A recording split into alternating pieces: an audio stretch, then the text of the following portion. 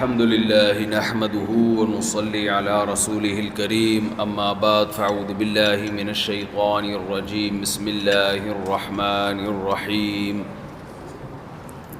يا أيها الذين آمنوا ادخلوا في السلم كافة ولا تتبعوا خطوات الشيطان إنه لكم عدو مبين وقال تعالى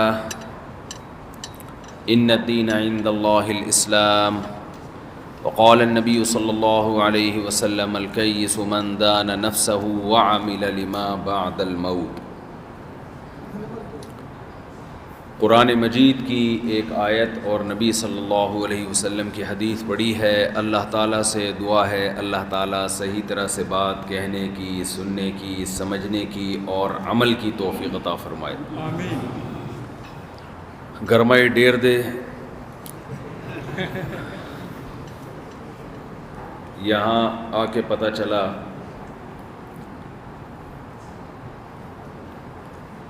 میں بھائی سے پوچھ رہا تھا کہ 15 منٹ تو ہمارا انجن اسٹارٹ ہونے میں لگتے ہیں، تو جمعے کی نماز کتنے بجے ہے؟ آپ کے لیے مکمل اجازت ہے۔ میں نے سب سے یہ درخواست کی ہے کہ آج کا یہ پسینہ خون کے برابر اللہ قبول کرے گا۔ آپ اپنی مرضی سے تقریب اختتام پذیر کریں، جب آپ چاہیں بس بند کر دیں۔ بہرحال کوشش کروں گا مختصر بات کروں آپ کے سامنے۔ اللہ تعالی ہم سب کو عمل کی توفیق عطا فرمائے۔ دیکھو بھائی، ہمارے ایک استاذ تھے، تاریخ پہ ان کو اللہ نے بہت عبور عطا کیا تھا، تاریخ پہ اللہ نے ان کو بہت عبور دیا تھا۔ بہت ساری قوموں کے حالات انہوں نے پڑھے۔ انہوں نے ایک دفعہ ہمیں بتایا، عربی استاذ تھے، عربی، انہوں نے بتایا کہ دنیا میں کوئی ایسی قوم نہیں ہے جس میں مسلمان بھی ہوں اور غیر مسلم نہ ہوں۔ بات سمجھ میں آ رہی ہے؟ مجھے بیان تو آتا نہیں، میں گپ شپ لگاتا ہوں، بات چیت کرتا ہوں آپ لوگوں سے۔ دنیا میں جتنی بھی قومیں ہیں، ہر قوم میں مسلم بھی ہیں اور بولو آگے غیر مسلم۔ عربوں میں آپ کو ملیں گے، عربوں میں بھی عیسائی بھی ہیں، یہودی بھی ہیں اور مسلمان زیادہ ہیں۔ ان کی رپورٹ یہ تھی کہ دنیا میں پٹھان قوم ایسی ہے جس میں غیر مسلم کوئی نہیں ہے، اگر کوئی ہے تو وہ بعد میں مرتد ہو گیا ہو، ایک الگ بات ہے۔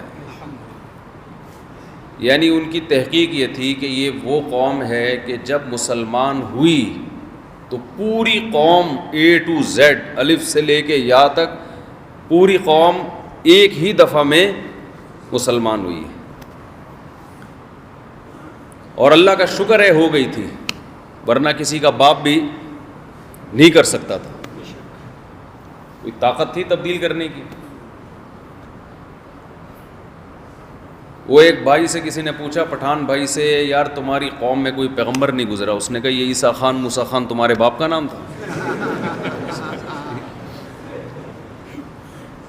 تو مجھے یہ تو نہیں پتا کہ پیغمبر آیا نہیں آیا، لیکن یہ رپورٹ ہے کہ پٹھان قوم دنیا میں ایک ایسی قوم ہے کہ جب اس نے اسلام قبول کیا تو پوری قوم ایک ہی دفعہ میں اسلام میں داخل ہوئی، اور اس وقت سے اب تک الحمدللہ کیا ہے؟ مسلمان ہے۔ اس لیے کسی کو پٹھان کہہ دو، مسلمان کہہ دو، ایک ہی بات ہے۔ لیکن زمانے کا فتنہ پھیل رہا ہے۔ دیکھو آپ لوگوں کی غیرت دنیا میں مشہور ہے۔ یہ جو دور ہے نا، یہ جس زمانے سے ہم گزر رہے ہیں، اس میں کافر کو ہماری نماز پہ کوئی اعتراض نہیں ہے، کافر کو ہمارے روزے پہ کوئی اعتراض نہیں ہے، کافر کو ہماری غیرت پر اعتراض ہے۔ غیرت کیا ہونی چاہیے؟ ختم۔ جس قوم میں جتنی زیادہ غیرت ہے، جو باہر کی اسلام دشمن قوتیں اور طاقتیں ہیں وہ اسی قوم کی غیرت کو ختم کرنے میں اتنا ہی پیسہ خرچ کر رہی ہیں۔ غیرت کیسے ختم ہوتی ہے؟ بے پردگی سے۔ اسکول، کالج، یونیورسٹیوں میں کو ایجوکیشن سے لڑکا لڑکی ساتھ بیٹھیں، بیٹی جب گھر سے نکلے تو باپ کو بتانے کی ضرورت نہ ہو، موبائل پہ جب کسی سے دوستی لگائے تو کوئی اس سے پوچھنے والا نہ ہو۔ جس قوم میں یہ بے حیائی پھیل جائے وہ قوم غیرت مند نہیں رہتی۔ غیرت کا ایک صحیح استعمال ہے، ایک غلط استعمال ہے۔ عرب بڑے غیرت مند تھے، تبھی اللہ تعالیٰ نے اس قوم کے لیے اپنے حبیب محمد صلی اللہ علیہ وسلم کو منتخب کیا۔ اللہ نے آخری نبی جس قوم میں بھیجا، کیونکہ محمد صلی اللہ علیہ وسلم کے بعد کسی پیغمبر نے نہیں آنا تھا، تو اللہ نے ایسی قوم کا انتخاب کیا جو اس وقت غیرت میں سب سے اعلیٰ مقام پر تھی۔ اللہ نے موسیٰ علیہ السلام کو بنی اسرائیل کے پاس بھیجا، کیونکہ موسیٰ علیہ السلام آخری نبی نہیں تھے۔ بنی اسرائیل نالائق قوم تھی، احسان فراموش۔ بتاؤ، احسان کا بدلہ دینا یہ غیرت ہے یا احسان فراموشی غیرت ہے؟ احسان کا بدلہ دینا۔ موسیٰ علیہ السلام نے اتنے احسانات کیے، اتنے احسانات، فرعون غرق ہوا موسیٰ علیہ السلام کی وجہ سے، فرعون ہزاروں بچوں کو قتل کر دیا کرتا تھا۔ اللہ نے موسیٰ کے ذریعے بنی اسرائیل کو اس عذاب سے نجات دی، سارا کام ہو گیا۔ پھر جب موسیٰ علیہ السلام کو ضرورت پڑی بنی اسرائیل کی، اپنی قوم کی، کہا کہ چلو مجھے لڑائی کے لیے افراد چاہیے، قوم سے لڑنا، ایک قوم ہے کافروں کی، اس سے لڑنا ہے۔ تو بنی اسرائیل نے کیا کہا؟ اذهب انت وربک فقاتلا انا ہاہنا قاعدون، اے موسیٰ تو جا اور تیرا رب جا، دونوں جا کے لڑو، ہم ادھر بیٹھے دیکھ رہے ہیں۔ یہ غیرت والا کام کیا یا بے غیرتی والا؟ ایک نمبر کی بے غیرتی تھی کہ نہیں تھی؟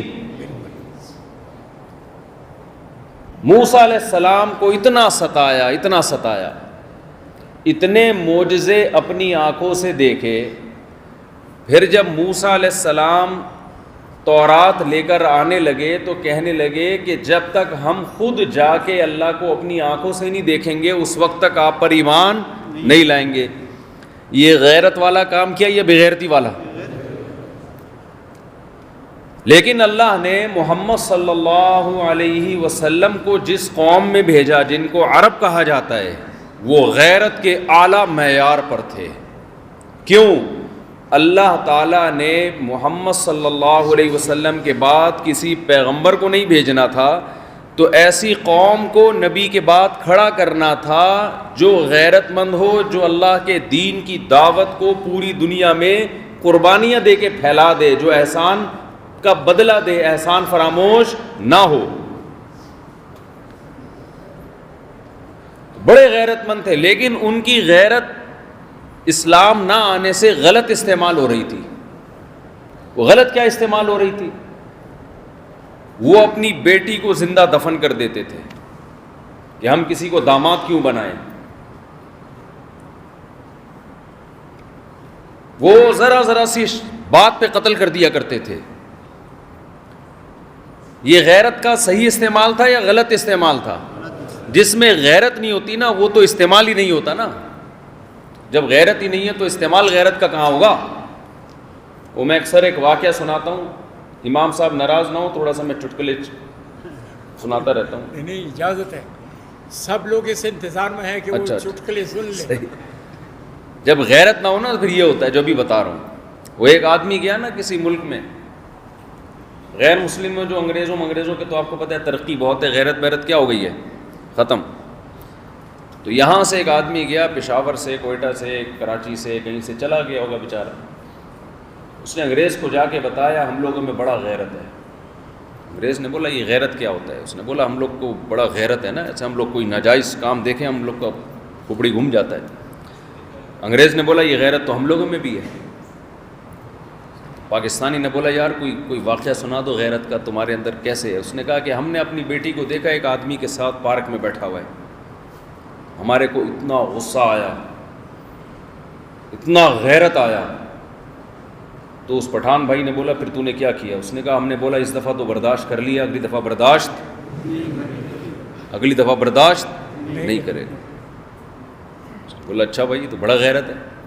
کہہ رہا پھر ہم نے دوبارہ اس کو دیکھا، اپنی بیٹی کو دیکھا کسی غیر مرد کے ساتھ پارک میں گھوم رہا ہے، پھر ہمیں بڑا غیرت آیا۔ پٹھان بھائی نے پوچھا اب تو کیا کیا گیا تو نے غیرت؟ اس نے بولا ہم نے بولا اس دفعہ تو برداشت کر لیا، اگلی دفعہ برداشت نہیں کرے گا۔ اس نے بولا بھائی یہ کون سا غیرت ہے یار؟ اس نے کہا وہ پھر ہم نے اس کو دیکھا اپنے گھر میں، دیکھا صوفے پہ، اپنے گھر میں اپنے صوفے پہ دیکھا غیر مرد کے ساتھ اپنی بیٹی کو۔ اب اس کو غصہ آیا نا، اس نے بولا پھر تو نے کیا کیا؟ کہہ رہا ہے ہم نے بولا 2 دفعہ معاف کر دیا، اب تیسری دفعہ معاف نہیں کرے گا۔ پھر کیا کیا تو نے؟ کہہ رہا ہم نے گھر سے وہ صوفہ نکال دیا۔ اگر 2 دفعہ برداشت ہوتا ہے، تیسری دفعہ ہم برداشت، بولو، گھر سے کیا نکال دیا؟ صوفہ، تاکہ بیٹھنے کی جگہ ہی نہ رہے گھر میں۔ دیکھو یہ ایک لطیفہ ہے، لیکن اسلام دشمن قوت چاہتی ہے کہ ہماری غیرت ایسی ہو جائے جیسی، بولو نا، ان کی ہے، ہم لوگ بھی ایسے ہی ہو جائیں۔ تو اسلام غیرت کو پسند کرتا ہے۔ صحابہ کرام کی غیرت غلط استعمال ہو رہی تھی اسلام سے پہلے، بیٹی کو زندہ دفن کر رہے تھے، اسلام نے اس غیرت کے رخ کو کیا کر دیا؟ ٹھیک کر دیا کہ نکاح میں اور زنا میں کیا ہے، حلال میں اور حرام میں کیا ہے، فرق ہے۔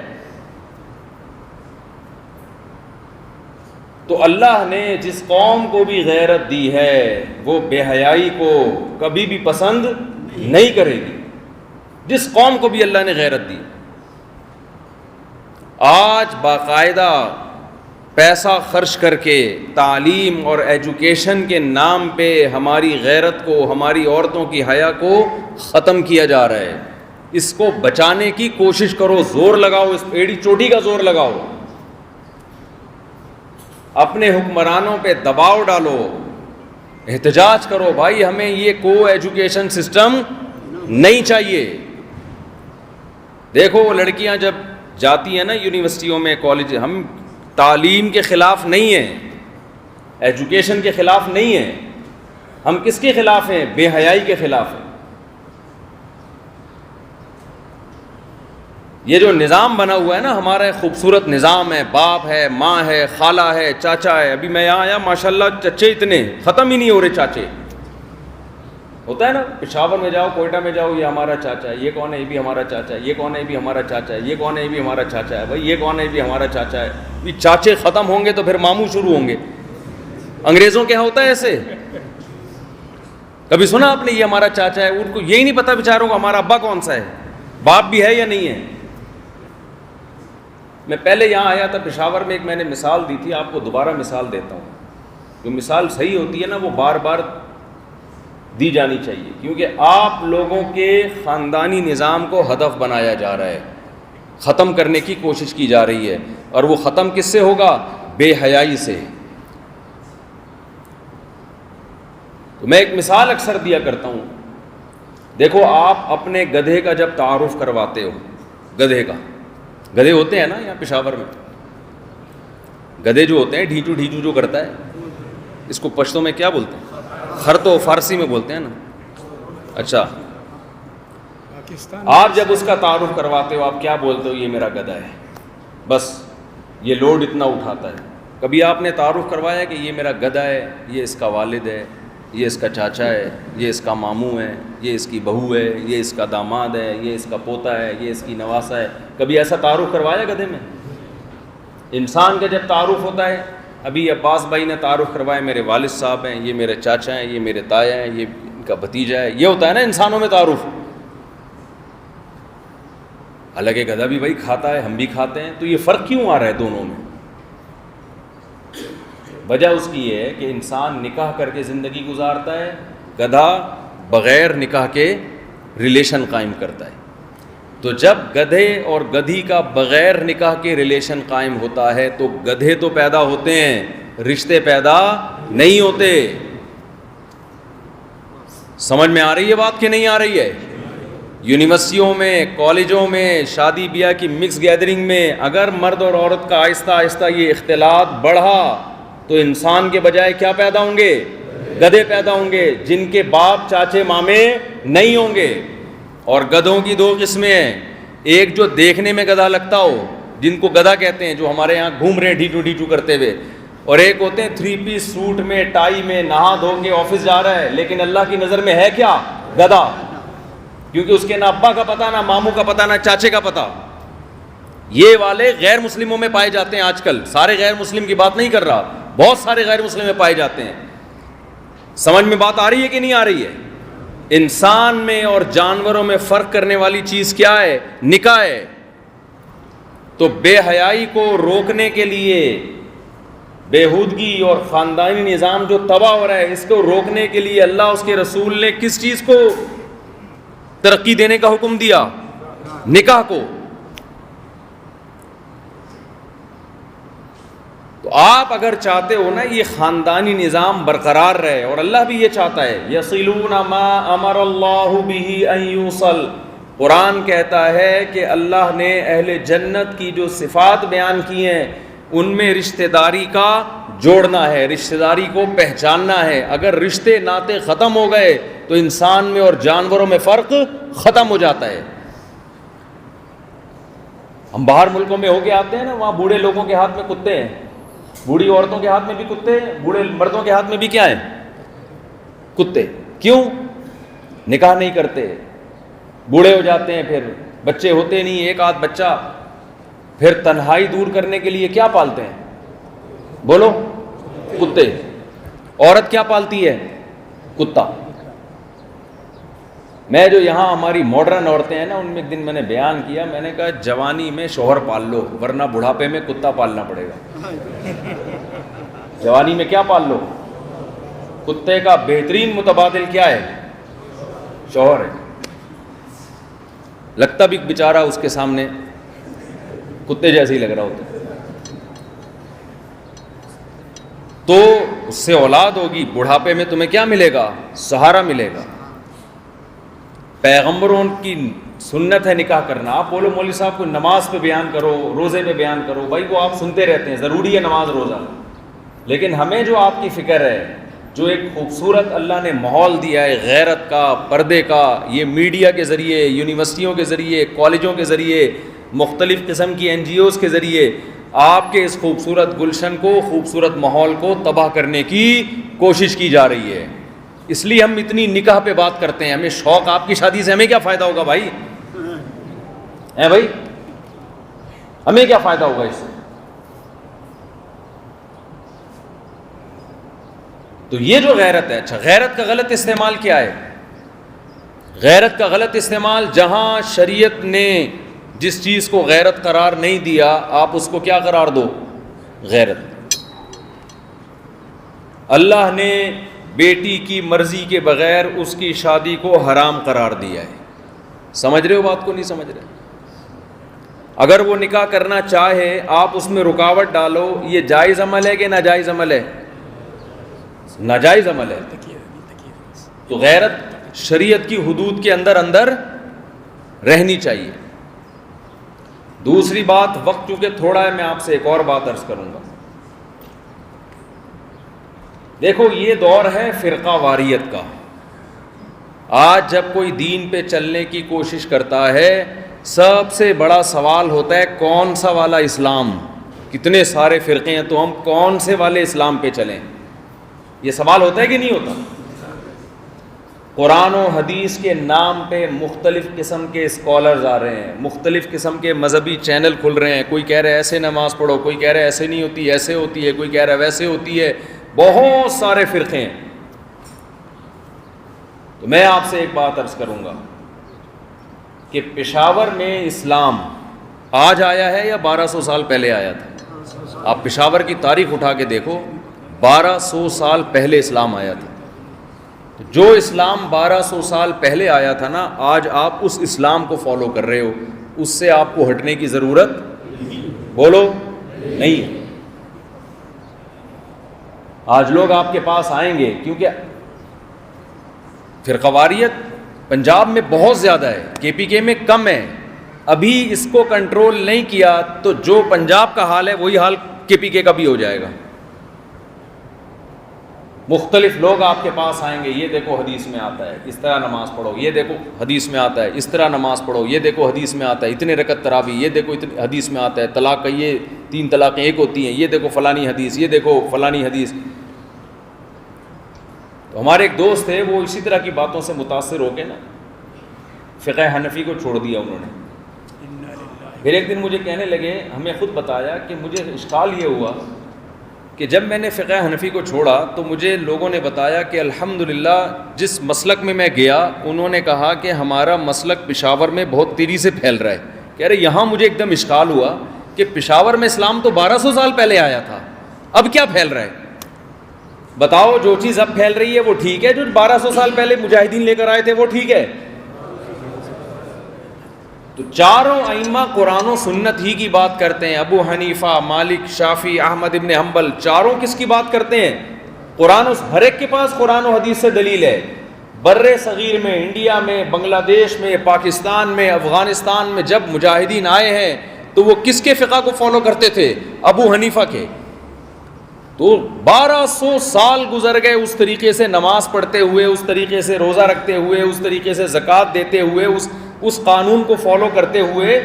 وہ اسلام ٹھیک تھا. اب جو آپ کو اسلام کے نام پہ مختلف لوگ باتیں کر رہے ہیں وہ فرقواریت ہے، وہ قرآن و سنت کے نام پہ آپ کو توڑنے کی کوشش ہے. سمجھ میں آ رہی ہے بات کہ نہیں آ رہی ہے؟ تو اپنے فقہ پہ مضبوط رہو، ورنہ نتیجہ کیا نکلے گا؟ اگر آپ نے چھوڑ دیا نا فقہ حنفی،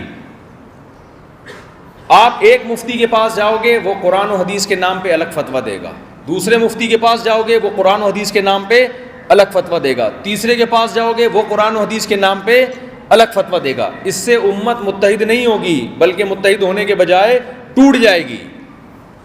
سمجھتے ہو کہ نہیں سمجھتے ہو؟ اس بات پر عمل کرنا ہے پابندی سے، اپنے فقہ کو نہیں چھوڑنا آپ لوگوں نے. ہاں، فقہ حنفی کے نام پہ بہت ساری بدعتیں معاشرے میں ہیں. تو نبی صلی اللہ علیہ وسلم نے فرمایا من احدث فی امرنا ھذا ما لیس منہ فہو مردود. جس نے ہمارے دین میں کوئی ایسی چیز ایجاد کی جس پر اللہ اس کے رسول کا عمل نہیں تھا تو وہ کیا ہے؟ مردود ہے. تو بدعت کو کبھی اپنے معاشرے میں داخل ہونے نہیں دینا. 2 چیزوں کا خیال کرنا ہے، ایک عقیدہ توحید میں کمپرومائز نہیں کرنا ہے، دوسرا اپنے معاشرے میں بدعت کو آنے نہیں دینا ہے، اور تیسرا فروعی مسائل میں. دیکھو فروعی مسائل کیا ہوتے ہیں، میں آپ کو بات سمجھاتا ہوں کیونکہ لوگ آپ کو آئیں گے اور یہ جو آپ کا گلشن اور آپ کا اتحاد ہے نا اس کو توڑیں گے. نبی صلی اللہ علیہ وسلم نے بنو قریظہ صحابہ کا لشکر بھیجا اور صحابہ کو حکم دیا جب تک بنو قریظہ نہ پہنچ جاؤ عصر کی نماز نہیں پڑھنا. یہ لشکر گیا ہے، راستے میں عصر کی نماز کا وقت قضا ہونے لگا. اب صحابہ پریشان ہو گئے کہ ہم نے نماز قضا کرنی ہے یا اپنے مقام پہ پہنچ کے پڑھنی ہے. صحابہ میں کیا ہو گیا؟ اختلاف. نبی کی بات کو سمجھنے میں اختلاف ہو گیا. بعض صحابہ نے کہا کہ نبی صلی اللہ علیہ وسلم کا حکم ہے کہ بنو قریظہ پہنچے بغیر نماز نہیں پڑھنی، لہذا ہم ہر قیمت پہ بنو قریظہ پہنچیں گے چاہے عصر کی نماز قضا ہو جائے.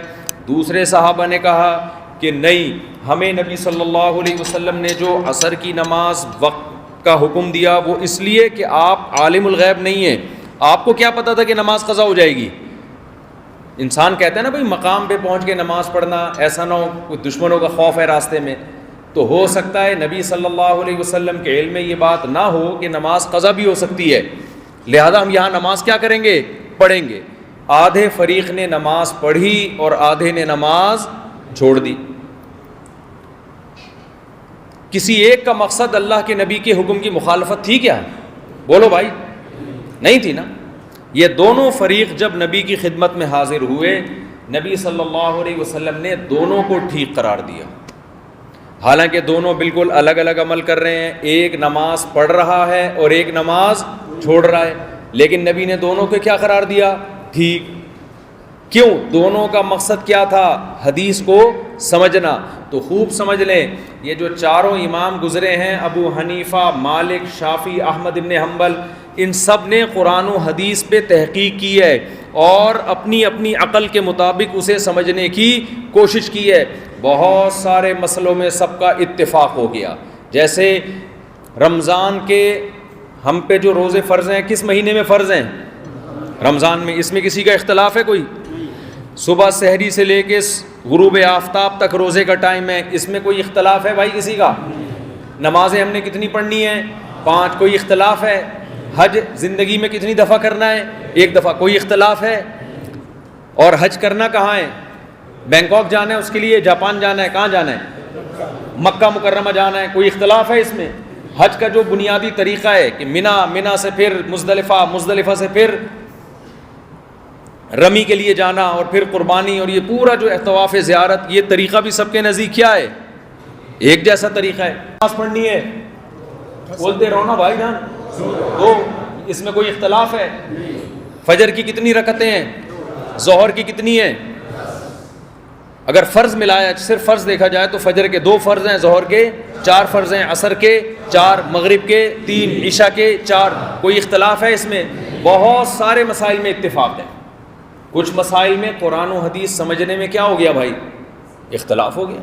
جیسے صحابہ میں ہو گیا تھا کہ رفع الیدین کرنا ہے کہ نہیں کرنا۔ امام شافعی نے دیکھا کہ نبی کی حدیث ہے، نبی نے رکوع میں جاتے رفع الیدین کیا، امام شافعی نے فتویٰ دیا کہ رفع الیدین کرنا چاہیے۔ امام ابو حنیفہ نے دیکھا اور امام مالک نے دیکھا کہ مدینہ میں صحابہ کرام اور کوفہ میں صحابہ رفع الیدین نہیں کرتے، انہوں نے کہا یہ نبی نے آخر میں چھوڑا ہوگا، اگر نہیں چھوڑا ہوتا تو یہ لوگ رفع الیدین کر رہے ہوتے، یہ نہیں کر رہے کیونکہ انہوں نے نبی کی آخری نمازوں کو دیکھا ہے، تو یہ اس کی علامت ہے کہ رفع الیدین نبی کیا کرتے تھے مگر آپ نے آخر میں چھوڑ دیا۔ دونوں کا مقصد کیا تھا بھائی؟ اللہ اس کے رسول کی نماز کو فالو کرنا۔ سمجھ میں آ رہی ہے بات کہ نہیں آ رہی؟ اب کوئی اٹھ کے کہے کہ جو یوں نماز پڑھتا ہے وہ نبی کا مخالف، اور کوئی کہے جو رفع الیدین نہیں کرتا وہ حدیث کا منکر، دونوں ایک نمبر کے جاہل ہیں۔ بات سمجھ میں آ رہی ہے کہ نہیں آ رہی ہے؟ دونوں کیا ہیں؟ ایک نمبر کے کیا ہیں؟ جاہل۔ آپ نے کیا کرنا ہے؟ ایک فقہ کو فالو کرنا ہے اور دوسرے پہ طنز نہیں کرنا۔ اب سوال پیدا ہوتا ہے جب دونوں ٹھیک ہے تو ایک کو فالو کیوں کرنا ہے بھائی؟ جب چاروں مسلک ٹھیک ہیں تو ایک کے پیچھے کیوں چلنا ہے؟ ایک کے پیچھے اس لیے چلنا ہے کہ انسان خواہشات نفسانیہ کا غلام نہ بن جائے۔ رکھ دیں ادھر، اس کی میں آپ کو ایک مثال دیتا ہوں۔ قرآن مجید میں اللہ تعالیٰ نے فرمایا کہ وضو ٹوٹتا ہے، قضاء حاجت سے وضو ٹوٹ جاتا ہے، اور اللہ نے فرمایا اولا مستم النساء، تم نے عورت کو چھوا ہو، اس سے بھی کیا ہو جاتا ہے؟ وضو ٹوٹ جاتا ہے۔ بات آئی سمجھ میں؟ امام شافعی نے اس آیت سے نتیجہ نکالا کہ اللہ کہہ رہے تم نے عورت کو چھوا ہو تو وضو ٹوٹ جاتا ہے، لہذا وہ کہتے ہیں کسی عورت کو بھی، اپنی بچی کو بھی ہاتھ لگ گیا تو اس سے وضو کیا ہو جائے گا؟ ٹوٹ جائے گا۔ امام ابو حنیفہ نے کہا کہ نہیں، اس سے مقصد عورت کو ہاتھ لگانا نہیں ہے بلکہ زوجہ سے ہم بستری مراد ہے، کیونکہ قرآن پاکیزہ کلام ہے نا، وہ اشارہ اور کنایہ میں بات کرتا ہے، تو اس سے یہ نہیں ہوگا کہ ہاتھ لگانے سے وضو ٹوٹ جائے۔ مقصد کیا ہے؟ چھونے سے کیا مراد ہے؟ ہم بستری۔ اس لیے امام ابو حنیفہ نے کہا کہ عورت کو ہاتھ لگنے سے وضو نہیں ٹوٹتا، امام شافعی نے کہا عورت کو ہاتھ لگنے سے وضو ٹوٹ جاتا ہے۔ دوسرا اختلاف، امام شافعی نے کہا کہ جب جسم سے خون نکلتا ہے اس سے وضو بولو نہیں ٹوٹتا، امام ابو حنیفہ نے کہا جسم سے خون نکلنے سے وضو ٹوٹ جاتا ہے۔ سمجھ میں آ رہی ہے بات؟ دونوں کے پاس اپنے اپنے دلائل ہیں۔ اب ہم کہتے ہیں ایک فقہ کو فالو کرو، کیوں؟ اس کی وجہ یہ ہے کہ اس طرح آپ دین پہ چل نہیں سکتے اگر کبھی ادھر کبھی ادھر جاؤ گے۔ اب دیکھو، ایک آدمی نے وضو کیا، وضو کے بعد کسی بچی کو، لڑکی کو ہاتھ لگا لیا، اپنی بچی کو پیار کیا اس نے، اب کوئی شخص آ کے کہتا ہے کہ امام شافعی کی تحقیق یہ ہے اس سے وضو ٹوٹ جاتا ہے لہذا تمہارا وضو ٹوٹ گیا. آپ بولتے ہو کہ میں ابو حنیفہ کی رائے کو لیتا ہوں اس بارے میں پشاور میں پیدا ہوا ہوں تو میں کس کی رائے کو فالو کروں گا؟ یہاں 1200 سال سے کس مجاہدین جو آئے نا اسلام لے کے وہ حنفی تھے سارے. محمود غزنوی کیا تھا؟ ٹیپو سلطان کیا تھا؟ جتنے آپ کو ملیں گے بڑے بڑے مجاہدین یہ سارے کیا تھے؟ حنفی تھے. تو لہذا میں ابو حنیفہ کی رائے کو فالو کروں گا. دونوں طرف دلائل ہیں لیکن میں کس کو فالو کروں گا؟ ابو حنیفہ کی رائے کو. لہذا میرا وضو نہیں ٹوٹا. تھوڑی دیر میں آپ کے جسم سے خون نکل گیا. اب وہی بندہ آ کے کہہ رہا ہے کہ تم ابو حنیفہ کی رائے کو فالو کرتے ہو تو خون نکل گیا تو وضو کرو. آپ کہتے ہو اس مسئلے میں کس کو فالو کروں گا؟ امام شافعی کی. وہ بھی تو برحق امام ہے. تو یہ دین کے ساتھ مذاق ہوگا کہ نہیں ہوگا؟ سمجھ میں نہیں آ رہی بات؟ اس لیے مجبوری ہے. فالو کس کو کیا جائے گا؟ ایک کو فالو کیا. صحیح سب کو سمجھا جائے گا. تو کوئی بھی قرآن و سنت کے نام پہ آپ کو اس طریقے سے ہٹانے کی کوشش کرے تو وہ اتحاد نہیں پیدا کر رہا بلکہ کیا کر رہا ہے؟ اختلاف. میں جب چھوٹا تھا نا میرا پہلا سال تھا مدرسے کا, ایک بندہ میرے پاس آیا اور کہنے لگا کہ یہ کیا حنفی مالکی شافعی حنبلی 4 فرقے بنا ڈالے. حالانکہ فرقے نہیں ہیں یہ تو سوچ کا اختلاف ہے نا جو صحابہ میں بھی تھا. تو تم لوگوں نے 4 بنا ڈالے ہیں. میں نے کہا کیا کرنا چاہیے؟ ان کو ختم کر دو. میں نے کہا بھائی کیسے ختم کریں؟ اس نے کہا دیکھو جو قرآن میں لکھا ہوا ہے جو حدیث میں لکھا ہوا ہے اس کو مانتے چلے جاؤ. جو کہاں لکھا ہوا ہے قرآن میں حدیث میں بس جیسے آ گیا عمل کرتے چلے جاؤ. یہ فرقے خود ہی ختم ہو جائیں گے. میں نے اس سے کہا مجھے یہ بتاؤ یہ جو 4 امام تھے جو تابعین تبع تابعین کے دور کے ہیں انہوں نے جب قرآن و سنت پہ یہ قرآن و سنت کے مجھ سے اور آپ سے بڑے عالم تھے یا نہیں تھے؟ اس نے کہا بالکل تھے. میں نے کہا انہوں نے صحابہ تابعین تبع تابعین کو دیکھا نمازیں پڑھتے ہوئے؟ اس نے کہا ہاں بالکل دیکھا. میں نے کہا ان پر پوری امت کو اعتماد بھی ہے, ایسا ہی ہے نا؟ میں نے کہا انہوں نے جب قرآن و سنت کا اتنا مضبوط علم ہونے کے باوجود بھی تحقیق کی تو آپ کی رائے کے مطابق 4 فرقے بن گئے. پھر بھی تو جب 1 ارب 22 کروڑ مسلمان تحقیق کریں گے تو یہ 4 سمٹ کے ایک نہیں ہوگا بلکہ 1 ارب 22 کروڑ فرقے بن جائیں گے. بھائی آپ لوگ کی سمجھ میں نہیں آ رہا تو اس کی سمجھ میں کہاں سے آیا ہوگا؟ ہر آدمی قرآن و حدیث کو تختہ مشق بنائے گا تو فرقے ختم نہیں ہوں گے. کیا ہوں گے؟ بڑھیں گے. 1 ارب فرقے بن جائیں گے جیسے کہ بن رہے ہیں. تو جب فتویٰ لینا ہو مسئلہ پوچھنا ہو کسی مستند دینی ادارے سے فتویٰ لو. پشاور میں وہ ہے نا اکورا خٹک میں جو ہے کیا نام ہے اس کا؟ ہاں دارالحقانیہ ہے. فیصل آباد میں امدادیہ ہے. کراچی میں جامعۃ الرشید ہے. دارالعلوم کرنگی ہے. جامعہ فاروقی ہے. یہ مدارس وہ ہیں جن کا صدیوں سے لنک سلسلہ چلا آ رہا ہے. صدیوں سے چلا آ رہا ہے. دیکھو انسان کے 2 طرح سے انسان کا نسب چلتا ہے. ایک نسب ہے روحانی اور ایک نسب ہے جسمانی. جس آدمی کا ابا آدم علیہ السلام تک ابا کا سلسلہ نہ پہنچ رہا ہو, درمیان میں ایک آدھ ابا مارکیٹ سے شارٹ ہو جائے تو وہ حلالی ہوگا؟ بولو نا یار. بھائی آپ سے کسی نے آگے پوچھا آپ کے والد, آپ نے کہا یہ, ان کے والد کا نام یہ نام, اس کے ابا فلاں, اس کے ابا آپ بولو بھائی مجھے یاد نہیں ہے لیکن یہ یقین ہے کہ تھے. یاد تو نہیں ہوتا لیکن تھے. ان کے ابا ہاں تھے. یہ سلسلہ کہاں تک پہنچے گا؟ نوح علیہ السلام وہاں سے آدم علیہ السلام تک. ایسا ہی ہے نا؟ تو اس طرح خوب اچھی طرح بات سمجھ لو کہ رسول اللہ صلی اللہ علیہ وسلم جو دین لے کر آئے تو قرآن کہتا ہے یعلمہم الکتاب والحکمہ. نبی جب قرآن لے کر آئے ہیں تو نبی نے قرآن سکھانا ہے صحابہ کو براہ راست.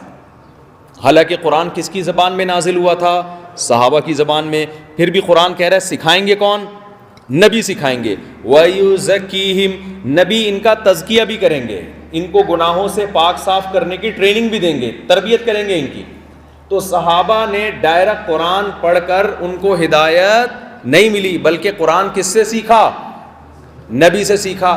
اب مجھے ایک بات بتاؤ, آگے جب تابعین پیدا ہوئے تو صحابہ نبی سے سیکھے بغیر نہیں سیکھ سکتے تھے، تو کیا تابعین ڈائریکٹ قرآن و سنت کو سمجھ سکتے تھے؟ نہیں۔ اگر وہ صحابہ کو بیچ سے نکال دیتے تو سمجھ سکتے تھے؟ صحابہ کہتے ہم تو سیکھے نہیں، ہماری زبان میں نازل ہو، تم کہاں سے سیکھ گئے؟ تو تابعین نے کس کو استاذ بنایا؟ بولو، صحابہ کو۔ پھر آگے تبع تابعین کا دور آیا، انہوں نے کس کو استاذ بنایا؟ تابعین کو۔ پھر یہ سلسلہ ہمارے دینی مدرسوں میں 1400 سال سے چلا آ رہا ہے۔ میں نے بخاری کس سے پڑھی، میں بتا سکتا ہوں، میرے استاذ کا نام فلاں، پھر ان کا فلاں، پھر ان کا فلاں، یہ سلسلہ امام بخاری سے ہوتے ہوئے پوری سند متصل کے ساتھ کہاں پہنچتا ہے؟ محمد صلی اللہ علیہ وسلم تک۔ ہر چیز میں ایسا ہونا ضروری ہے۔ اگر کوئی شخص اٹھ کے کہتا ہے کہ میں قرآن و حدیث خود سمجھتا ہوں، میرا کوئی روحانی پیشوا نہیں ہے، میرا کوئی استاذ نہیں ہے، تو اس کا مطلب وہ روحانی اعتبار سے ثابت النسب اور حلالی نہیں۔ آج بہت سارے اسکالرز ایسے آ رہے ہیں جو قرآن و حدیث کی تشریح کر رہے ہیں، جب آپ ان سے پوچھو تم نے قرآن و سنت کس سے سیکھا، تو وہ کہتے ہیں ہمیں کسی سے سیکھنے کی ضرورت نہیں ہے، ہم نے اخپل طریقے سے پڑھا ہے۔ وہ کیا کہتے ہیں؟ ہم نے، آواز پیچھے جا رہی ہے کہ نہیں جا رہی ہے؟ وہ جو پیچھے لوگ کھڑے، وہ کہتے ہیں ہم نے کس طرح پڑھا ہے؟ اخپل طریقے سے۔ اچھا، ایک اور بات، تو یہ پتہ چل گیا اہل حق علماء کی علامت کیا ہے کہ ان کا سلسلہ کہاں سے جا کے ملے۔ دیکھو امام ابو حنیفہ جو ابو حنیفہ بنے، کیوں بنے؟ ایسے تھوڑی بن گئے کہ انہوں نے قرآن حدیث خود سے پڑھ لیا۔ امام ابو حنیفہ شاگرد تھے حماد الکوفی کے، جو بخاری کے صحیح بخاری کے راویوں میں سے، کئی سال امام ابو حنیفہ نے ان سے درس ان سے پڑھا ہے۔ پھر حماد الکوفی کے استاذ تھے ابراہیم نخعی، ابراہیم نخعی کے استاذ سے علقمہ اسود، ان کے استاذ سے عبداللہ بن مسعود، عبداللہ بن مسعود کے استاذ کون تھے؟ محمد صلی اللہ علیہ وسلم۔ ایسا نہیں کہ امام حنیفہ نے اخپل طریقے سے علم حاصل کر لیا، یا امام بخاری نے اخپل طریقے سے علم حاصل کر لیا۔ تو جو بھی آج چینل بنا رہا ہے یا کوئی فتویٰ دے رہا ہے، اچھا بعض لوگ ایسے ہیں جو آپ کو بولیں گے میرا استاذ فلاں ہے، تو سوال پر تمہارے استاذ کے استاذ کون ہیں؟ وہ آگے بتانے سے کیا ہو جائیں گے؟ عاجز۔ سمجھ رہے ہو بات کو کہ نہیں سمجھ رہے؟ تو اس کا مطلب یہ ہوا کہ یہ لوگ روحانی اعتبار سے ثابت النسب نہیں۔ اچھا مجھے ایک بات بتاؤ، آپ سے کوئی پوچھے آپ کے والد کا نام کیا ہے، آپ نے بول دیا عبدالستار، آپ بولو ان کے والد کون تھے؟ بولو نوح علیہ السلام۔ بولو بھائی یہ کیسے ہو سکتا ہے یار، درمیان میں اتنے سارے ابا مارکیٹ سے تم نے شارٹ کر دیے، ہزاروں ابا، 2-4 شارٹ کرتے ہیں ہم، تو یہ بندہ ثابت النسب ہو سکتا ہے؟ نہیں۔ بولے یار بیچ میں پوری کھیپ غائب کر دی، ڈائریکٹ نوح علیہ السلام سے کیسے پیدا ہو گیا؟ اسی طرح یاد رکھو، اگر کوئی شخص کہتا ہے میرا استاذ فلاں ہے، اس کا استاذ کون ہے؟ وہ کہتے ہیں ان کے استاذ امام بخاری۔ اس کا مطلب درمیان میں اس نے روحانی باپ دادوں کی ایک طویل فہرست کیا کر دی ہے؟ شارٹ کر دی۔ تو اپنے آپ کو اس فرقہ واریت سے بچاؤ، اہل حق علماء سے تعلق قائم کرو۔ ہاں 2 چیزوں سے اجتناب کرنا ہے، ایک شرک سے اور ایک بدعت سے، اس میں کسی مسلک کے پیچھے نہیں چلنا ہے۔ فروعی مسائل میں ہم ابو حنیفہ کو فالو کرتے ہیں، فقہ حنفی کو فالو کرتے ہیں، لیکن عقیدے میں اور جہاں شرک اور توحید کی بات آئے گی، جہاں بدعت کی بات آئے گی، اس میں کسی کو فالو نہیں کرنا، اس میں شرک کسی کا قابل معافی ہے ہی نہیں۔ اب شرک کہاں کہاں ہوتا ہے تھوڑا سا بتا دوں میں، گرمی تو نہیں لگ رہی آپ لوگوں کو؟ یہ وقت تھوڑا رہ گیا ہے، ابھی بہت ہے ٹائم۔ اچھا پگھل نہ جائے نا، کوئی بات نہیں، یہ پسینہ خون سمجھ کر باہر آئے ہیں لوگ، ماشاءاللہ محبت کے۔ آخر میں 4 شادیوں کی بات کریں گے انشاءاللہ، آخر میں بالکل لاسٹ میں، تاکہ آپ لوگ بیٹھے رہیں نا، اس بہانے بیٹھے رہیں گے آپ لوگ، ورنہ بیچ سے اٹھ کے نہ چلے جائیں کہیں آپ لوگ۔ جم کے بیٹھے ہوئے ہیں۔ 2 چیزیں دیکھو، بدعت اور شرک، یہ اپنے معاشرے میں نہیں آنے دینا۔ شرک کسے کہتے ہیں؟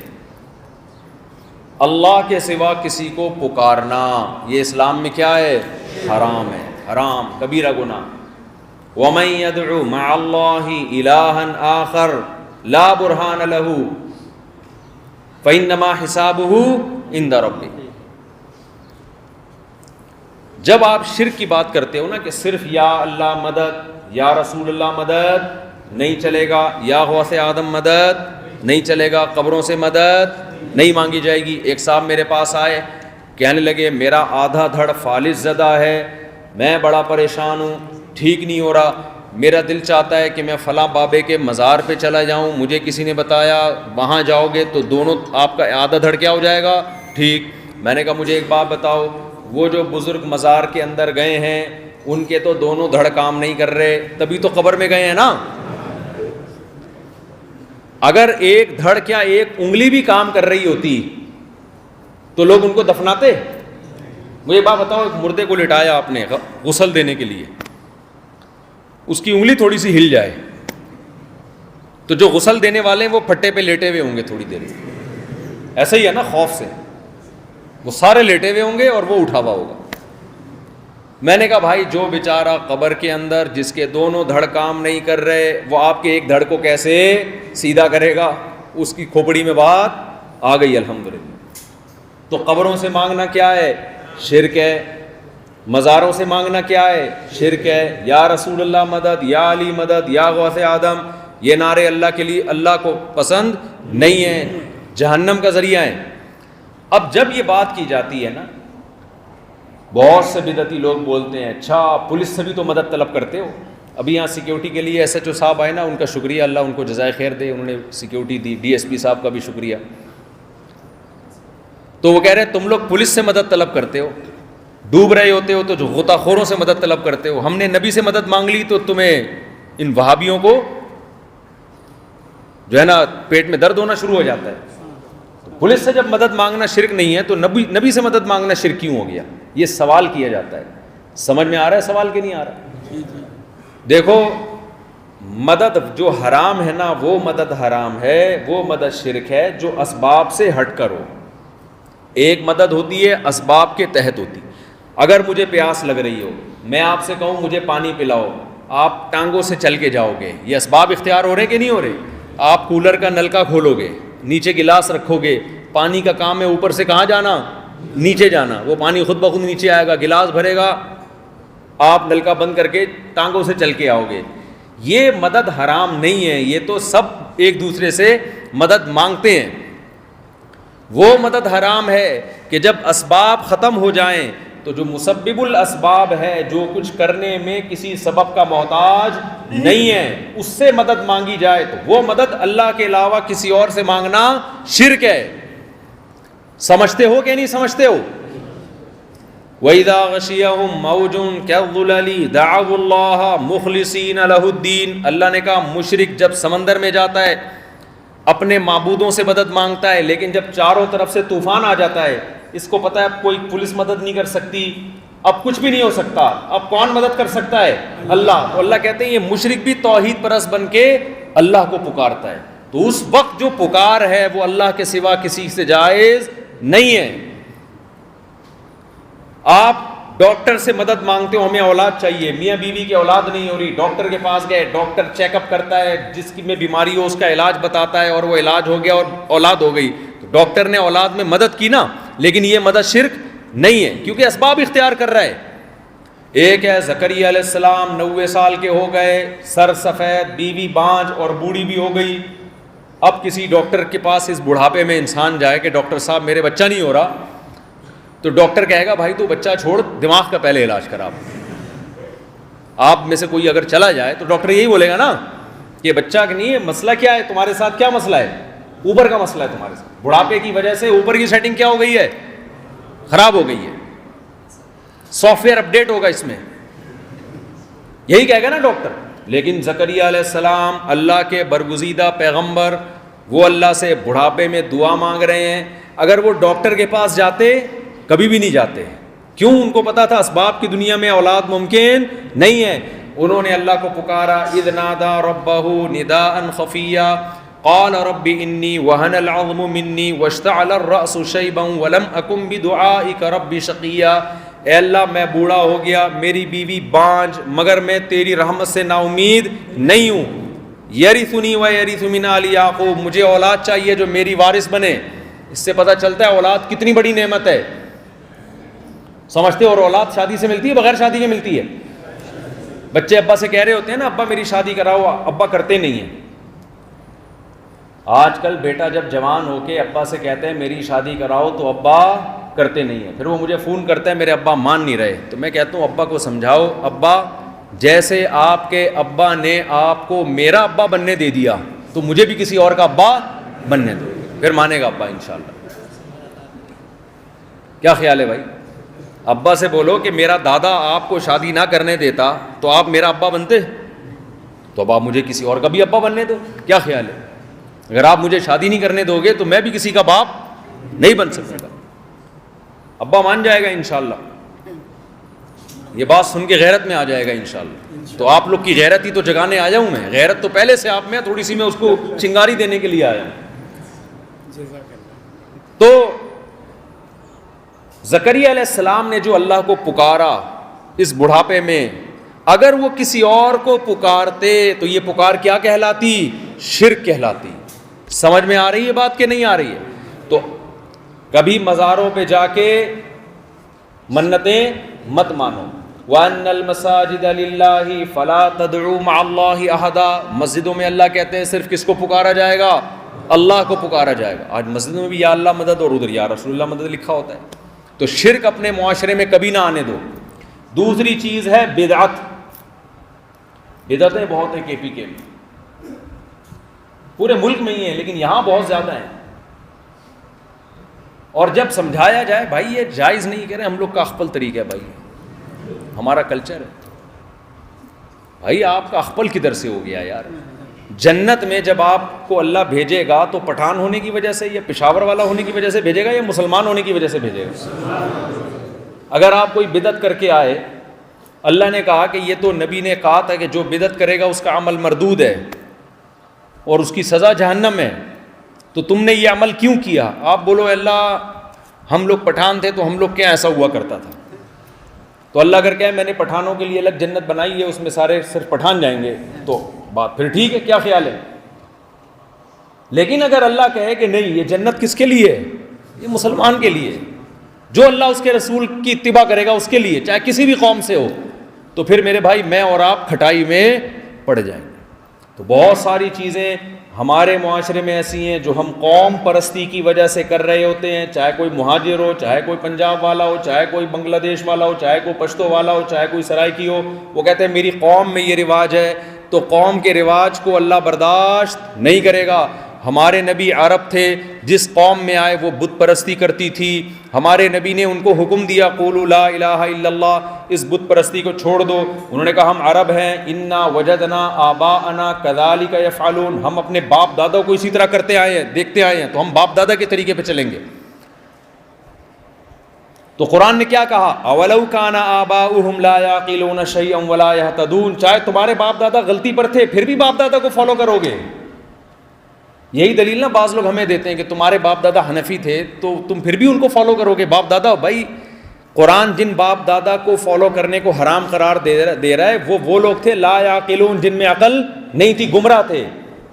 جب باپ دادا نیک پرہیزگار ہوں, صحیح راستے پہ چل رہے ہوں, تو ان کی اتباع کا قرآن نے حکم دیا ہے, ان کے راستے کو چھوڑنا نہیں ہے. یوسف علیہ السلام جب جیل میں تھے تو جیل کے قیدی آئے, یوسف علیہ السلام نے خواب کی تعبیر بتائی, بالکل درست نکلی. تو اور یوسف علیہ السلام نے ایک معجزہ اور بھی ظاہر کیا, تو وہ حیران ہو گئی آپ کیسے معجزہ بتاتے ہیں. انہوں نے یوسف علیہ السلام نے کیا فرمایا؟ وَاتَّبَعْتُ مِلَّةَ آبَائِي, میں اپنے باپ دادا کے دین پہ چلتا ہوں.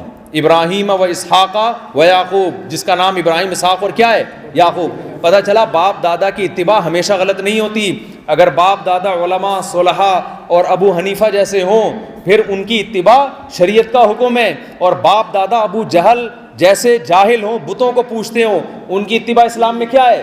حرام ہے. تو مشرکین جاہل باپ دادا کی اتباع کرتے تھے. تو اگر آپ کی سوسائٹی میں, آپ کی قوم میں کوئی بدعت ہے تو اس کو یہ کہہ کے حلال مت کرو کہ یہ ہمارا کلچر ہے. سمجھ میں آ رہی ہے بات؟ اچھا بدعتی کیا گڑبڑ کرتا ہے؟ بس دو باتیں کر کے اپنے بیان کو ختم کرتا ہوں. بدعتی ایک گڑبڑ کرتا ہے بہت خطرناک قسم کی.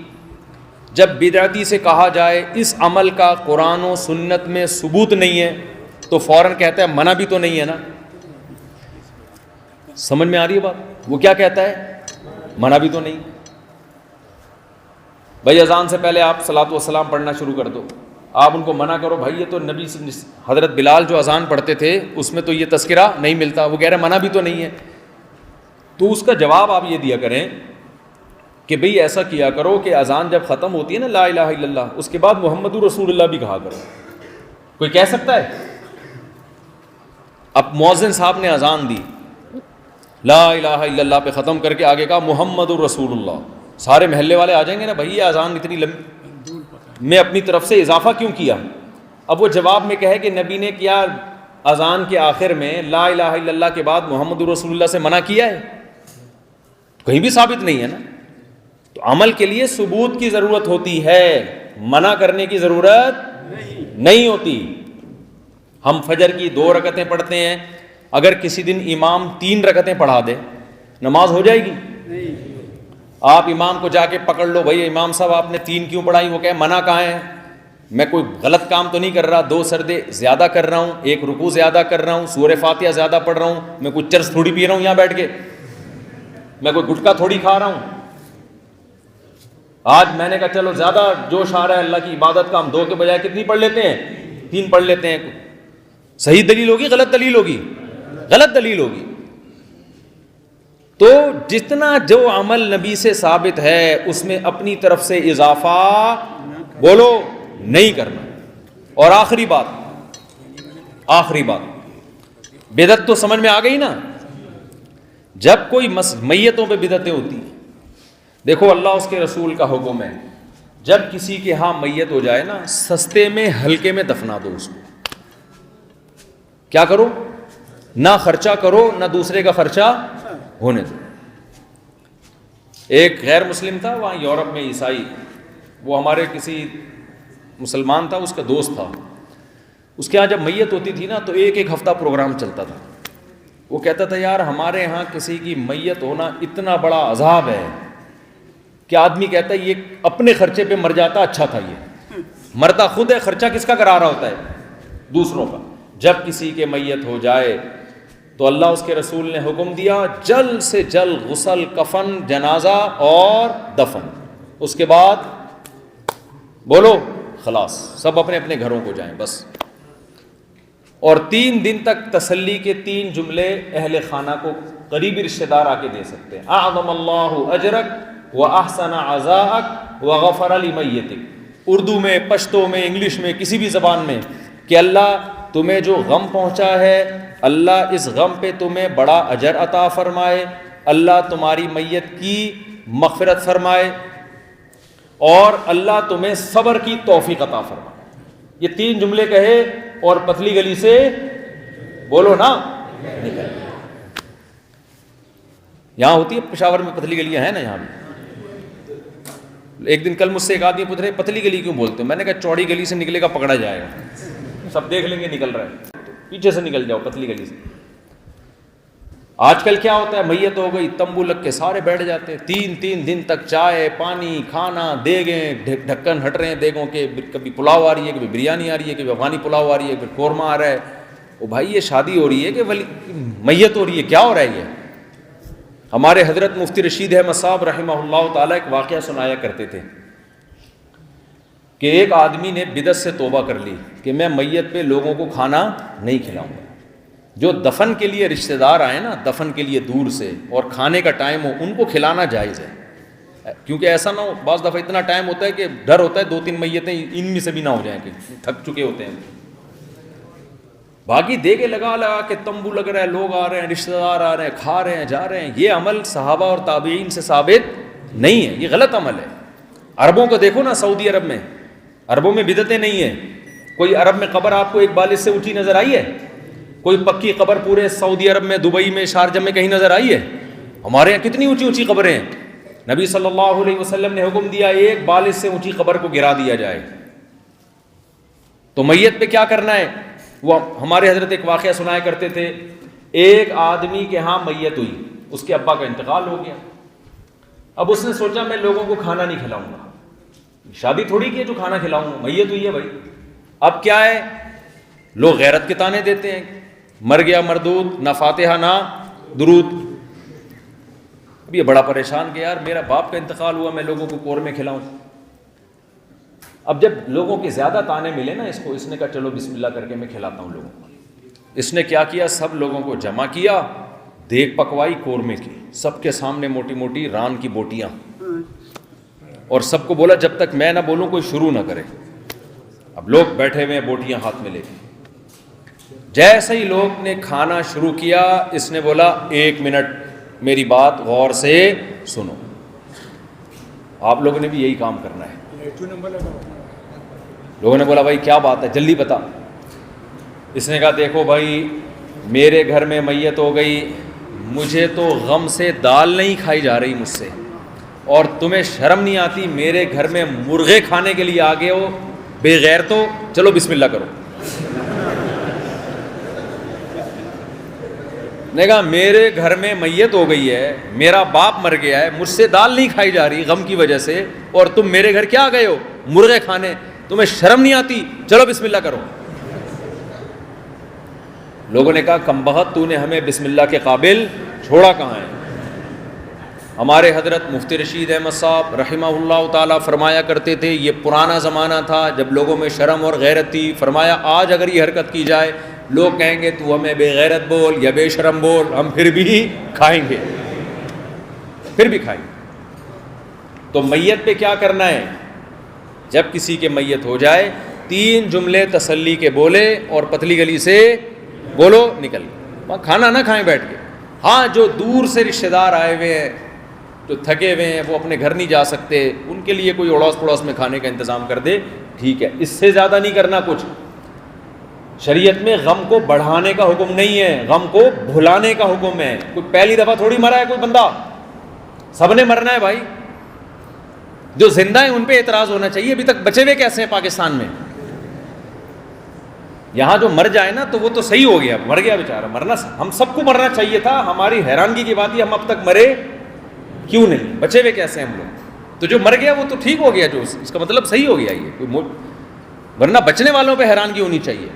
دوسرا کام، آخری بات بس، دیکھو اللہ تعالیٰ نے جس طرح نماز کا حکم دیا، ایک تو آج سے عزم کرو تکبیر اولیٰ کے ساتھ باجماعت نماز کی پابندی کریں گے.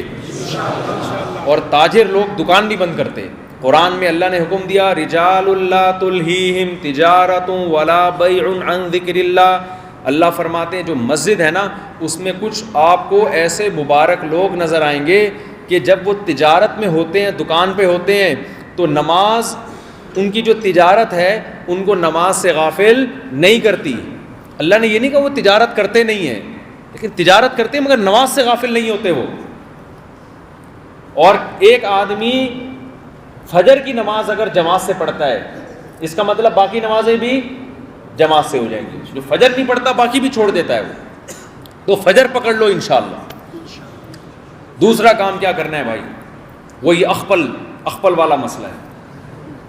بہت ساری قوموں میں بہنوں کو وراثت دینے کا رواج نہیں ہے. یہ آگ کا انگارہ ہے جو ہم کھاتے ہیں. 2 جرم ہمارے معاشرے میں بہت ہوتے ہیں. ایک، عورت کو وراثت نہیں ملتی. ایک، باپ کے مرنے کے بعد بڑا بھائی چھوٹے بھائیوں کی وراثت غصب کر لیتا ہے. کرتا کیسے میں بتاتا ہوں، ایسا نہ ہو آپ سیکھ لو یہ طریقہ. وہ کیا کرتا ہے، چھوٹے بھائی کو جب کوئی آ کے کہتا ہے نا تمہارے باپ کی اتنی وراثت ہے، تو بڑا جواب میں کیا کہتا ہے، بھائی یہ سارا کاروبار میرے ہاتھ میں تمہیں نسوار کے 5 گٹکے کے پیسے دیتا رہوں گا، تمہاری ساری ذمہ داری کس پر ہے، مجھ پر ہے. چھوٹا سمجھتا ہے بھائی میرا بڑا بھائی میری ساری ذمہ داریاں اٹھا رہے ہیں ماشاءاللہ. تو بڑا بھائی اپنے لیے پھر جائیدادیں بناتا رہتا ہے، دکانیں بناتا رہتا ہے، مکان بناتا رہتا ہے، اور چھوٹے کو عید بقرعید پہ کپڑے بنا کے دیتا رہتا ہے. بہنوں کے ساتھ بھی یہ ظلم ہوتا ہے. بہن کی شادی ہو گئی، اس کو انسان کہہ دیتا ہے بھائی تمہاری شادی، اپنے گھر میں خوش ہو، عید بقرعید پہ تمہیں کپڑے بنا دوں گا، قربانی کا حصہ ڈال دوں گا، موقع زیادہ ہوا تمہیں حج کرا دوں گا. بھائی اسلام میں یہ نہیں ہے.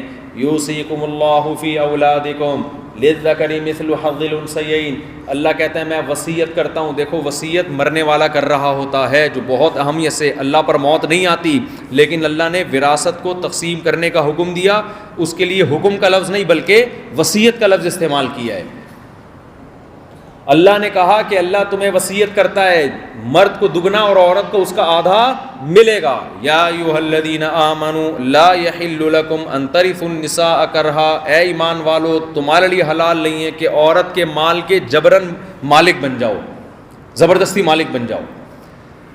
تو جس اللہ نے نماز کا حکم دیا، جس اللہ نے روزے کا حکم دیا، اس اللہ نے بہن کو وراثت دینے کا بھی حکم دیا ہے، چاہے وہ شادی شدہ ہو چاہے وہ غیر شادی شدہ ہو، چاہے اس کو ضرورت ہو چاہے اس کو ضرورت نہ ہو. سمجھتے ہو کہ نہیں سمجھتے ہو؟ تو جن لوگوں نے اب تک وراثت نہیں دی ہے اللہ کے عذاب سے ڈریں اور پورا حساب و کتاب کر کے جس کا حصہ بنتا ہے اس کے حوالے کریں.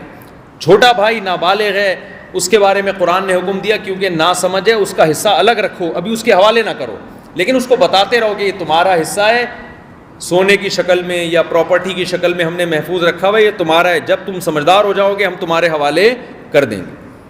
سمجھتے ہو کہ نہیں سمجھتے؟ اور آخری بات، ٹائم ہے 5 منٹ اور، آخری بات دیکھو، جو میں بات جہاں سے لے کے چلا تھا آخر میں پھر وہیں گھوم کے آ رہا ہوں، کیونکہ سارا مسئلہ کیا ہے، خاندانی نظام کیا ہو رہا ہے، تباہ ہو رہا ہے، بے حیائی پھیل رہی ہے. دیکھو صحیح بخاری کی حدیث ہے، رسول اللہ صلی اللہ علیہ وسلم ایک محفل میں بیٹھے ہوئے تھے، صحابہ آپ کے ساتھ تھے. ایک خاتون آئی نبی صلی اللہ علیہ وسلم کی مجلس میں، عرض کیا یا رسول اللہ میں آپ سے نکاح کرنا چاہتی ہوں. ہمارے نبی نے اس کی طرف ایک نظر ڈالی اور نظر کو جھکا لیا. کافی دیر نظر جھکی رہی، وہ عورت سمجھ گئی کہ آپ صلی اللہ علیہ وسلم مجھ سے نکاح میں حاجت رغبت نہیں رکھتے، لیکن صاف انکار نہیں کر رہے حیا کی وجہ سے.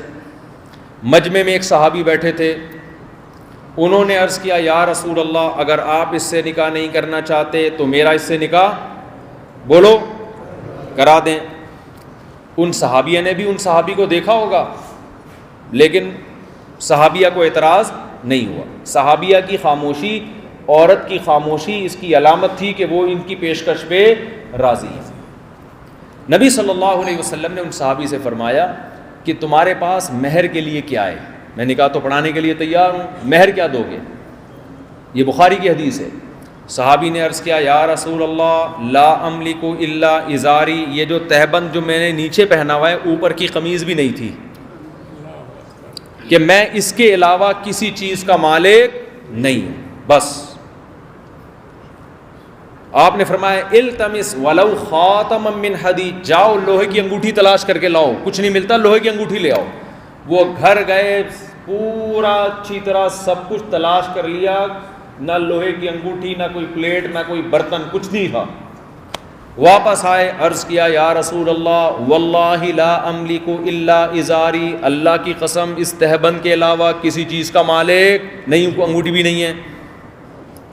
اب مجھے بتاؤ ہم اور آپ ہوتے، سب سے پہلے تو ہم کہتے کہ جب تمہارے پاس کچھ ہے ہی نہیں تو تمہیں مفتی طارق مسعود کے بیان سنے جو تم ہر وقت شادی کرتے رہتے ہو بیٹھ گیا ہے بھائی. جب کچھ دھیلا ہی نہیں ہے، ایک تہبند ہے اور بات کیا ہو رہی ہے، دکان، ہم لوگ کہتے ہیں نا دکان پکوڑوں کی اور باتیں کروڑوں کی. ایک آدمی کروڑوں اربوں کا بات کر رہا ہے نا آپ کے سامنے بیٹھ کے، یہ بلڈنگ اتنے کروڑ روپے کی ہے، یہ اتنے کروڑ روپے کی ہے، یہ پروجیکٹ ابھی سب شروع ہونے والا ہے. اس کی باتوں سے آپ کو لگتا ہے پتہ نہیں کوئی دبئی سے آیا کوئی بڑا تاجر ہے، بڑی اونچی اونچی باتیں کر رہا ہے. پھر آپ کہتے ہو آپ کا کرتے کیا ہو، کہہ رہے بھائی وہ ٹھیلے میں پکوڑے بیچتا ہوں. تو آپ بولے گے یار باتیں کروڑوں کی کر رہا ہے اور دکان کس کی ہے، پکوڑوں کی ہے. تو کوئی غریب آدمی جب نکاح کی بات کرے گا ہم کیا کہتے ہیں، یار تو کیسی بات کر رہا ہے. لیکن ہمارے نبی نے ایک جملہ حوصلہ شکنی کا نہیں کہا، ہمارے نبی نے، کیونکہ مہر ضروری ہے نا نکاح میں. تو وہ نبی یہ کوشش فرما رہے ہیں کہ مہر کا انتظام کر لو کہیں سے، بس باقی کیا ہے کیا نہیں ہے اس سے مجھے کوئی بحث نہیں ہے. پھر نبی نے فرمایا جاؤ دوبارہ تلاش کرو. وہ دوبارہ گئے، کچھ بھی نہیں تھا. پھر آ کے کہنے لگے یا رسول اللہ یہ ازار ان کو مہر میں دے دیں. یہی ہے میرے پاس. آپ نے فرمایا جب ازار ان کو مہر میں دے دو گے, جلستا ولا ازار اللہ, تو خود کیا پہنو گے؟ ہے بھائی, خود کیا پہنو گے؟ کافی دیر گزر گئی, وہ صحابی بیٹھے بیٹھے بیٹھے مایوس ہو کے گھر چلے گئے. ان کو اندازہ ہو گیا بھائی مہر ہی نہیں ہے. ہمارے نبی صلی اللہ علیہ وسلم مسلسل سوچ رہے ہیں ان کا میں نے اس سے نکاح کرانا ہے. آپ صلی اللہ علیہ وسلم نے ایک صحابی کو بھیجا کہ جاؤ ان کو بلا کے لاؤ. ان کو بلا کے لایا گیا. آپ نے پوچھا کیا تمہیں قرآن کی کچھ صورتیں یاد ہیں, زبانی پڑھ سکتے ہو؟ صحابی نے کہا ہاں فلاں فلاں صورت مجھے زبانی یاد ہے. آپ نے فرمایا یہ صورتیں اپنی بیوی کو یاد کرا دینا. زوجتکھا بما معک من القرآن, تمہیں جو قرآن یاد ہے وہ اپنی بیوی کو یاد کرا دینا, اس مہر کے بدلے میں میں نے تمہارا نکاح اس سے کرا دیا. کتنا آسان تھا یا نہیں تھا؟ آج پشاور میں ایسا ہوتا ہے؟ بولو نا. تو یہ پھر شریعت ہوئی ہے, یہ پٹھان پنا ہو گیا؟ بتاؤ. نہ پشاور میں ہوتا ہے, نہ پنجاب میں ہوتا ہے, نہ کراچی, کہیں بھی نہیں ہوتا. یہ تو ہم اپنی قوم کو اور کلچر کو فالو کر رہے ہیں نا. کتنا آسان. یہاں استخارہ کدھر گیا؟ آج ایک تو نکاح ہوتا نہیں ہے, رشتے ہوتے نہیں ہیں, ہوتے ہیں تو 6 مہینے استخاروں کی بھیٹ چڑھا دیتے ہیں ان کو. بار بار کہتا ہوں دیکھو استخارہ ایک سنت ہے ایک بدعت ہے. سنت استخارہ وہ ہے جو پیغمبر نے بتایا, 2 رکعت پڑھ کے دعا مانگی جائے, اللہ بہتر ہے مقدر کر دے, بہتر نہیں ہے تو ہٹا دے.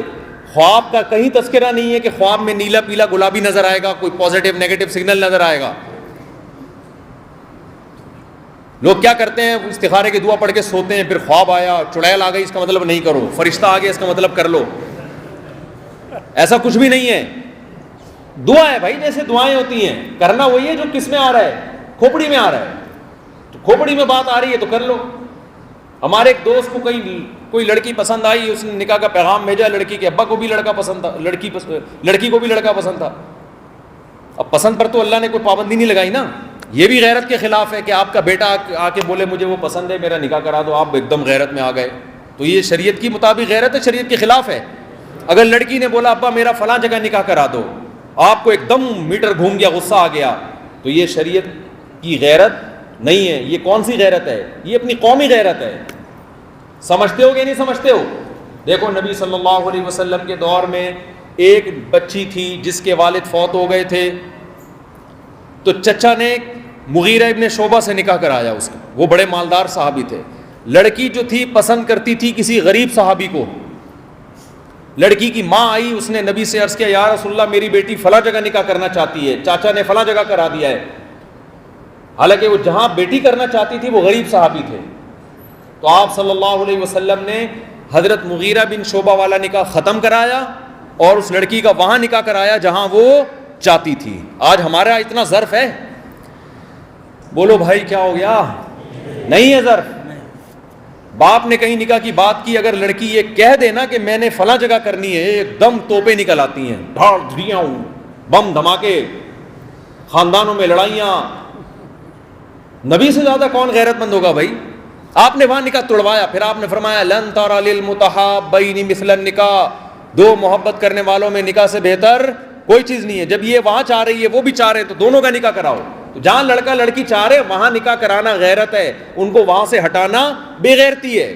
میں سمجھا پا رہا ہوں بھائی کہ نہیں سمجھا پا رہا؟ تو یا پشتو میں سمجھاؤں, چائنیز میں نہیں سمجھا سکتا. وہ چائنیز والا لطیفہ سنا ہے آپ لوگوں نے؟ وہ ایک آدمی ایک چائنیز کے پاس گیا, پاکستانی ہے, جو انٹرنیٹ پہ سنتے ہیں ان کے لیے تو پرانا ہو گیا, آپ لوگ میں بہت سن نہیں سنا ہوگا. چائنیز بولتے ہیں چنگ پانگ کر کے بات کرتے ہیں. وہ ایک پاکستانی گیا چائنیز کی عیادت کے لیے, بیمار تھا بیچارہ, اپنا دوست تھا, اس کے آکسیجن لگی ہوئی تھی. پاکستانی اس کے قریب جا کے کھڑا ہو گیا, حال احوال پوچھوں گا, تو ایک دم چائنیز نے بولا چاں پی چنگ پانگ چاں پاں پاں کرتے مر گیا.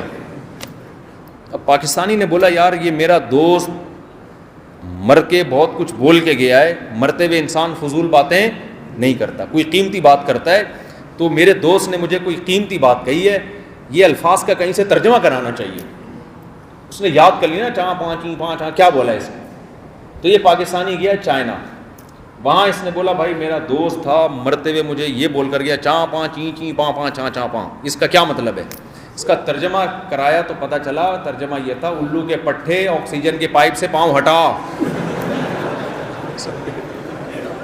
سمجھ رہے ہو؟ آکسیجن کے پائپ پہ کھڑا ہوا ہے, سانس رک رہا ہے میرا, اسی نے مارا ہے. تو چائنیز نہیں میں سیکھتا اسی وجہ سے, چائنیز بہت مشکل ہے.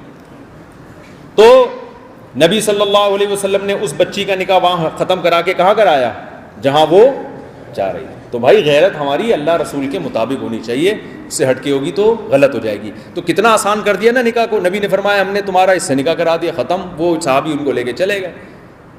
امام بخاری نے اس حدیث پہ باب باندھا, بابو تزویج المعسر, غریب کی شادی. جتنے غریب ہیں وہ یہ باب جا کے صبح شام پانی میں گھول کے پیا کریں, ٹھیک ہے نا, بخاری کا یہ صفحہ. تو یہ ہے اسلام کا حیا کا راستہ, کیونکہ نکاح کو مشکل بناؤ گے تو معاشرے میں زنا آسان ہوگا. لوط علیہ السلام کی قوم لڑکوں سے بدفعلی میں مبتلا تھی, تو لوط علیہ السلام نے صرف اتنا کام نہیں کیا کہ اس بدفعلی سے بچو, بلکہ ان کو نکاح کی ترغیب بھی دی. وَتَذَرُونَ مَا خَلَقَ لَكُمْ رَبُّكُم مِّنْ أَزْوَاجِكُمْ, اے قوم تم ان لڑکوں سے بدفعلی کرتے ہو, اس عمل کو چھوڑ دو, یہ حرام ہے. تو پھر کیا کریں بھائی, ان عورتوں سے نکاح کرو جن کو اللہ نے تمہارے لیے پیدا کیا ہے. آپ نہ اس کو حلال کرنے دے رہے ہو نہ حرام کرنے دے رہے ہو, تو مر جائے گا بیچارہ. سمجھتے ہو کہ نہیں سمجھتے؟ عبداللہ بن عباس کے بیٹے جوان ہوئے, 3 بیٹے جوان ہوئے. صحابہ میں اکٹھے 3 بیٹے بھی جوان ہو جاتے ہیں. اب آپ حیران ہو گئے, یہ تو پہلی ہے, اکٹھے 3 کیسے جوان ہو سکتے ہیں بھائی؟ بھائی جب جوان ہو سکتے ہیں یہ پیدا اکٹھے ہوئے ہوں. سوال پر 3 اکٹھے پیدا کیسے ہو گئے, یہ ایک بڑا زبردست اشکال ہے. یہ پھر آپ کبھی اکیلے میں ملو گے تو بتاؤں گا, یہ آپ کی سمجھ میں نہیں آئے. صحابہ میں ایسا بھی ہوا کہ 4 اکٹھے پیدا ہو گئے, حالانکہ 4 تو نہیں ہوتا, کہیں بہت لاکھوں میں کوئی ایک ہوتا ہے, لیکن صحابہ میں بہت دفعہ ایسا ہوا ہے کہ 4 اکٹھے ہو گئے. مجھ سے لوگ پوچھ رہے ہوتے ہیں مولوی صاحب آپ شادی پہ کون سے کپڑے پہنتے ہیں؟ میں کہا ہماری تو جب بھی شادی ہوئی ہم نے یہ والے ہی پہنے, تو سفید کپڑے پہنے ہیں جب بھی شادی ہوئی ہے الحمدللہ. تو کچھ مسلمان ایسے ہیں کہ ان کی بہت دفعہ شادی ہوئی ہے, کچھ ایسے ہیں جن کی بیچاروں کی ابھی تک نہیں ہوئی ہے, اور کچھ ایسے ایک دفعہ ہوئی ہے, ٹھیک ہے نا. تو یہ جو اللہ میاں نے ہمیں اجازت دی ہے ایک سے زیادہ شادیاں کرنے کی, ہمارا کلچر اس کو قبول بولو نہیں کرتا. تو اب یہاں بھی وہی مسئلہ ہے میرے بھائی, کلچر کو ماننا ہی ہے, کس کو ماننا ہے بولو؟ دوسری شادی کوئی کر رہا ہو, لوگ کہتے ہیں عیاشی کر رہا ہے. تو پیغمبر نے ایک ٹائم پہ 9 بیویاں رکھی ہیں. اگر یہ کام عیاشی ہوتا تو ہمارے وہ حکمران جو عیاش ہیں, میں نہیں کہہ رہا سارے عیاش ہیں, وہ حکمران جو عیاش ہیں سب کی 4 ہوتی کہ نہیں ہوتی؟ ان میں ہمارے تو حکمرانوں میں بعض ایسے, ایک بیوی مری تو انہوں نے کہا سکون کا سانس لیا کہ اب کرنی نہیں ہے. تو یہ پیغمبروں کی سنت ہے. موسیٰ کلیم اللہ جو کوہ طور پہ گئے تھے اللہ سے ہم کلام ہونے, ان کی کتنی بیویاں تھیں؟ 4 بیویاں تھیں. ابراہیم علیہ السلام کی 2 تو قرآن میں تذکرہ ملتا ہے, اس کے بعد بھی نکاح کیا. یعقوب علیہ السلام کا بیٹا جب گم ہو گیا, اس کے غم میں ساری زندگی روتے رہے, تو وہ بیٹا پہلی بیوی سے تھا دوسری بیوی سے تھا؟ بولو نا, دوسری سے. پہلی بھی موجود تھی, دوسری بھی موجود تھی. اور جب بیٹا گم ہوا ہے تو اس غم میں بھی یعقوب علیہ السلام نے تیسری شادی کی ہے. ایک بڑے عالم تھے, مجھے کہنے لگے دیکھو مولوی صاحب, یعقوب علیہ السلام نے دوسری شادی کی, ان کا بیٹا یوسف پیدا ہوا, اس کا نقصان یہ ہوا کہ پہلی بیوی کے جو بچے تھے انہوں نے حسد کی وجہ سے دوسری بیوی کے بچے کو کنویں میں ڈال دیا. تو دوسری شادی کا یہ نقصان ہے کہ یعقوب علیہ السلام کے گھر میں جب یہ مسئلہ کھڑا ہو گیا سوتیلے بھائیوں کی وجہ سے, تو ہم اور آپ کیسے فساد سے اپنے آپ کو بچا سکتے ہیں؟ میں نے کہا شکر ہے آپ یعقوب علیہ السلام کے دور میں نہیں تھے اور آپ نے ان کو مشورہ نہیں دیا, اور اگر یعقوب علیہ السلام اس مشورے پر عمل کر لیتے اور ان کی پہلی بیوی اور ان سے جو بیٹے تھے تو ان کو یوسف جیسا بیٹا بولو نہیں ملتا. سمجھ میں آ رہی ہے بات کہ نہیں آ رہی؟ تو بھائی بہت سے فسادات ہوتے ہیں, اس میں اللہ نے بہت ساری خیریں رکھی ہیں. آج کل خواتین مارکیٹ میں ہول سیل کے حساب سے ہیں. سمجھدار مرد جو نکاح کے قابل ہوں, بیوی کو رکھ سکتے, وہ مارکیٹ میں کیا چل رہے ہیں؟ شارٹ چل رہے ہیں. اگر وہ ایک ایک رکھیں گے, بہت ساری عورتیں زنا پر, گھروں سے بھاگنے پر, بدکاریوں پر مجبور ہوں گی. سمجھتے ہو کہ نہیں سمجھتے ہو؟ وَلَا تَعْضُرُوهُنَّ أَن يَنكِحْنَ أَزْوَاجَهُنَّ, قرآن کہتا ہے عورت بیوہ ہو جائے, طلاق ہو جائے, اس کو دوبارہ نکاح سے مت روکو, کسی قیمت پہ نہیں روکو. ہم کہتے ہیں اللہ ہم تو نہیں روکتے, بھائی روکتے نہیں ہوں, لیکن نکاح کا انتظام بھی تو نہیں ہونے دیتے نا اس کے لیے. تو دوسری تیسری شادی کا رواج ہوگا تو اس کی شادی ہوگی، ورنہ کہاں شادی ہوگی؟ تو یہ فیصلہ کرو، ہم اللہ اس کے رسول کے ماننے والے ہیں، ہم اپنے کلچر کو، کلچر بھی ٹھیک ہے لیکن اسلام کے بعد، میں نہیں کہہ رہا کلچر کا انکار کر دو آپ، ہر قوم کا اپنا کلچر ہوتا ہے، ہر قوم کے اپنے رسم و رواج ہوتے ہیں، وہ ٹھیک ہے۔ اللہ نے خود قرآن میں کہا لتعارفوا، ہم نے تمہیں قوموں میں بانٹ دیا تاکہ تمہاری پہچان ہو۔ مہاجروں میں کچھ خصوصیات ہوتی ہیں، کچھ پٹھانوں میں، کچھ پنجاب والوں میں، کچھ سرائکیوں میں، یہ تو اللہ نے بانٹ دیا ہے، سب میں تقسیم کیا اللہ نے ہمیں قوموں میں، لیکن یہ ساری قومیں اسلام کے بعد ہونی چاہیے، یہ کلچر اسلام کے بعد ہونا چاہیے۔ سمجھ میں آ رہا ہے کہ نہیں آ رہا؟ اللہ مجھے بھی عمل کی توفیق دے، آپ حضرات کو بھی عمل کی توفیق دے۔ وما علینا الا البلاغ۔ جزاک اللہ خیر۔ اچھا